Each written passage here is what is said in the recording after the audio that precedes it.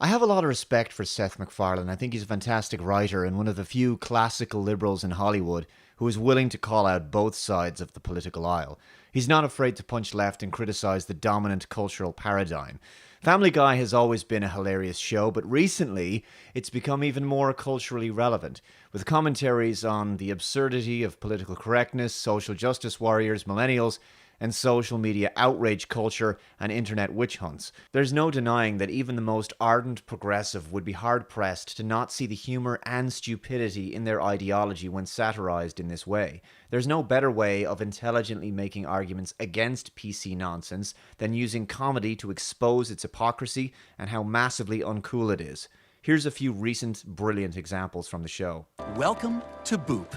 As our name suggests, our mainframe connects to and powers virtually every server on the globe. I absolutely love that. As our name suggests. And then he talks about how Boop is a massive internet mainframe. This is a piss take on how so many modern tech companies and startups have weird, quirky, nonsensical names that have no meaning and no connection to what the company does. One such example would be Uber. What has that name got to do with peer-to-peer ride sharing? Without Boop, there is no internet. Where's your nearest bathroom? Gender fluid? Yes, there will be a lot of that. The next segment is a very cutting commentary on SJW millennials, especially the attitude of self-righteousness and moral superiority, as well as the intolerance of diversity of opinion and anyone who opposes current progressive trends. Millennials crave things like instant gratification, authentic experiences, and for some reason we haven't figured out yet, improv comedy. This perfectly crystallizes the kind of social media narcissism of today. How people want to present an idealized version of themselves to the world through their status updates, the pictures of the food they eat, the holidays they've been on, and how cultured and sophisticated they want to make themselves appear. Here's another who single-handedly started the hashtags that canceled 12 network TV shows she found offensive. Yep, that sounds like a modern, easily triggered special snowflake feminist, all right. I wonder when the heads of major entertainment corporations will finally learn that just because an angry Twitter mob tweets at you endlessly about how you've offended their delicate sensibilities, that is not justification for changing or cancelling your TV shows. I'm reminded of the calls by feminists to cancel Colbert a few years ago, not that I'm a fan of Colbert or anything, or a more recent example with the controversy surrounding the character of Apu on The Simpsons. It seems nowadays that the views of a small minority of leftists filled with moral outrage carry more weight than the majority of audience members who are happily enjoying the show. It only takes a few joyless, whiny, self-entitled harpies to ruin the fun for everyone else. And now I'm told she identifies as a man, so I'm being fired. Hello, I'm your new announcer, and actually he was just about done. Thank you, and good day. There have been many recent examples of public figures who've lost their jobs because of some angry feminist mob that's whipped up a social media frenzy to place pressure on a company to fire them. First, I'd like to not thank you for hiring me because I just expect good things to happen to me without working for them. I love the attitude, but the best part was when he placed his phone back in his pocket and the screen reorientated from portrait back to landscape. Second, I'd like to give you all a list of my trigger warnings. Yep, trigger warnings. This kind of garbage has come from social justice infiltrated universities, and many corporations go along with it because they're basically hiring the wrong millennials. They assimilate this SJW nonsense into their company culture because they think this politically correct speech policing is current, hip, and representative of most young people. It isn't. And that's why when a company or brand produces a TV commercial, for example, with this nonsense, it receives enormous backlash and nothing but dislikes on YouTube. What's a trigger warning? Actually, bruh, asking me what a trigger warning is one of my triggers, bruh. You can never win. Trigger warnings and microaggressions are part of an SJW's self-diagnosed PTSD. It gives them power over you because you have to watch every word you say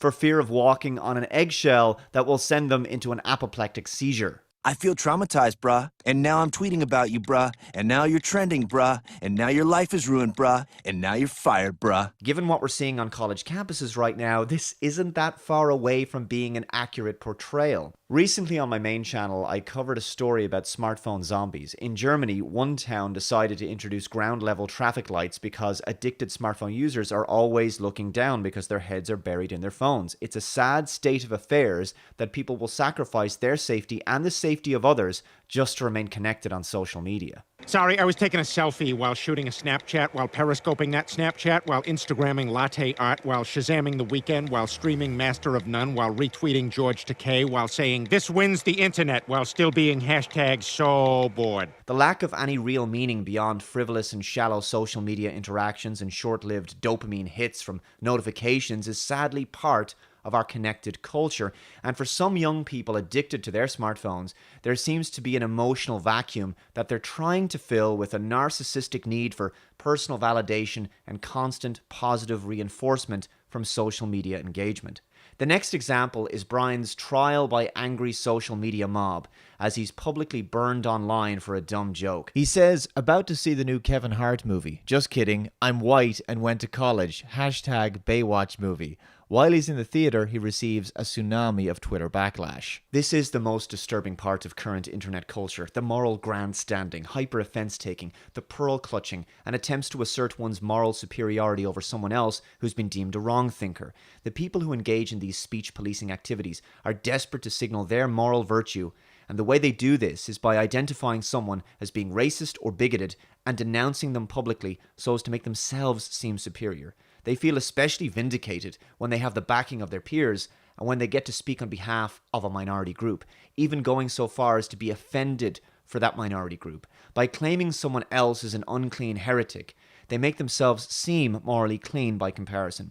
It's such an odious tactic, especially when there's literally zero effort required and no social cost in doing so. They get to sit in the comfort of their couch and tweet how awful someone else is and receive positive validation, therefore feeling like a better human being.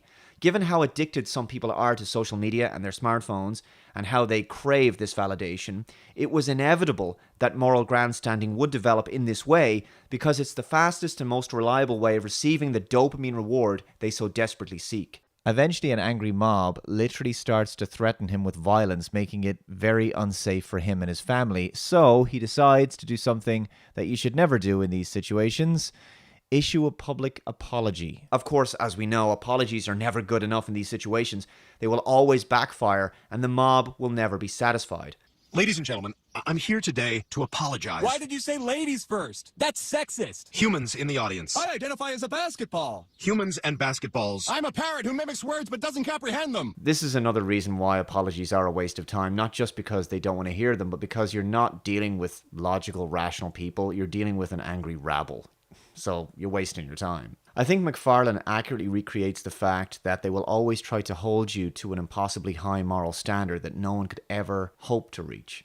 All right, just calm down, okay? Now you're tone policing us! That makes me uncomfortable. Anything that makes me uncomfortable in 2017 should be illegal.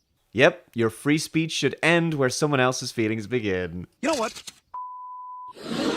Brian realizes there's absolutely nothing he can do right in this situation in the eyes of the mob, so he may as well tell them what he really thinks. I'm not a racist, all right? I just told a bad joke. There's a huge difference, but nobody on the internet ever takes the time to ask themselves, is this worth freaking out over? That really should be one of the 10 commandments of internet usage. Is this worth freaking out over, Twitter? Usually it's not.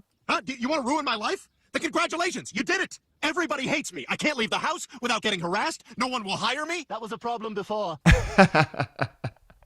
Brilliant. I love Stewie. I can't turn on my phone without strangers telling me to kill myself. Isn't the internet just such a warm, loving, and happy place? Or that they're going to kill my family. Leave me alone! I'm the self-righteous liberal douchebag, not you! I've kissed a transsexual before! How many of you can say that? Where's my medal? Often when a public figure apologizes after making a joke not meant to be offensive, their apology afterwards is basically taken as blood in the water and will only encourage the angry mob to completely destroy that person's life. Never apologize. You can't appease a mob that's devoid of compassion and that isn't looking to forgive you. They're looking to destroy you. The final part is the most controversial, a commentary on the obsession of the mainstream media and indeed Hollywood with celebrating transgenderism with awards and honors. I am a woman, and always have been. Please honor me for my courage. I'm actually amazed that McFarlane is even allowed to make some of these remarks on the show, given the oversensitivity of snowflakes, but I have to commend him for doing this. Politically correct garbage has got to be called out.